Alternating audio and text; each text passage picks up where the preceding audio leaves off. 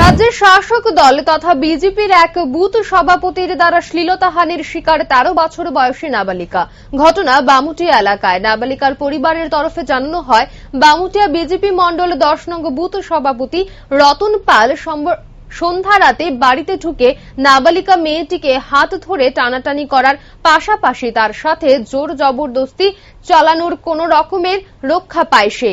নাবালিকা মেয়েটি তার মা বাবাকে বিষয়টির সাথে সাথে জানালে স্থানীয় মেম্বার প্রধানদের কাছে সুবিচারের জন্য দ্বারস্থ হয় তার মা বাবা। কিন্তু মেম্বার প্রধান ঘটনাটি শুনে উল্টো চোখ রাঙিয়ে তাদের বলে এই খবরটি যেন আর না ছড়ে। অবশেষে বামুটিয়া ফাঁড়িতে গত ১৬ এপ্রিল লিখিত অভিযোগ করা হয়, যার পর পরিবারটির উপর আসে শাসক দলের উচ্চ মাপের নেতাদের তরফ থেকে একের পর এক হুমকি। ভয়ে কয়েকদিন নাবালিকা সহ তার মা বাবা মুখ না খুললেও বর্তমানে ওনারা সংবাদ মাধ্যমের সামনে গোটা ঘটনার বিস্তারিত তুলে ধরেন। এখন দেখার প্রশাসন এই ব্যাপারে কি ব্যবস্থা গ্রহণ করে।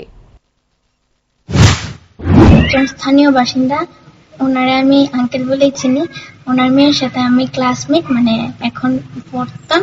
কয়েকদিন আগে উনি আমার বাড়িতে এসে তারপরে আমার সাথে একটা বাজে ব্যবহার করার চেষ্টা করে। এটা পড়ার মতো না। ওনার নাম কি? রতন পাল। উনি কি তোমাদের বাড়িতে মানে প্রায়শই আসে না? দিনই আইছে? ওই দিন মানে হঠাৎ, মানে আগে আসতো মানে দুপুরবেলা দিনের বেলা, কিন্তু হঠাৎ করে ওই দিন রাত্রেবেলা আসে। বাড়িতে মনে করেন অনেক সময় যদি পার্টির কোনো দরকার লাগে, সে ১০ নম্বর বুথের প্রেসিডেন্ট। কোন পার্টি? বিজেপি পার্টির। হ্যাঁ, তো ওই দিন রাত্রেবেলা আমার বাড়িতে আইসে, আয়েসেরা আমার বাড়িতে পান খাওয়ার উদ্দেশ্যে নিয়ে ঢুকছে। ঢুকা সে যাওয়ার পথে আমার মেয়ের সঙ্গে হাত ধরে টান দিছে, দিয়ে সে তার বুকে হাত দিছে। একবার না ২-৩ বার করে হাত টান তার বুকে টাচ করছে। তারপরেও সে আমার মেয়ে ছাড়তে চাইতেছে না। সে জোরাজুরি করে ছাড়ছে, ছেড়ে গিয়া তার বাবার কাছে গিয়া বয়ে রয়েছে।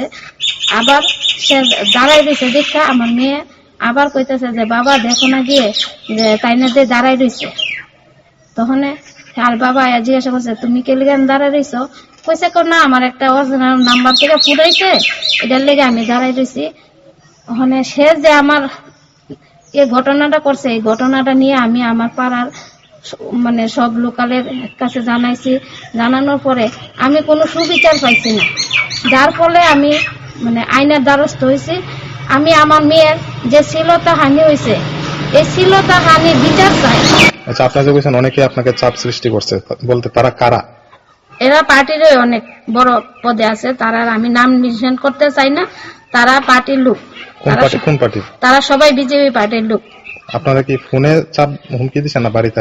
না, ফোনে আমাদের অনেকেই কইতাছে যে এই জিনিসটা যে বাড়াইতেছো, বাড়াইলে পরে এই জিনিসটা তোমার কই যাইবো, তোমার মায়ের যে এরকম আছে হয়েছে, তুমি এই জিনিসটা নিয়ে বাড়াবাড়ি করো না, না কইরা এই জায়গাতে। আমি কইছি না, আমি যেহেতু নামছি আমি এটাতে শেষ দেখা ছাড়ুম, আমি এর পিছন ফিরতাম না। আচ্ছা, পুলিশের কাছে লিখিত অভিযোগ দেওয়ার পর ওনারা কি মানে কোন সঠিক পদক্ষেপ নিছে না কইতাছেন? না, এখনো কোনো কিছু সঠিক পদক্ষেপ না হয়নি।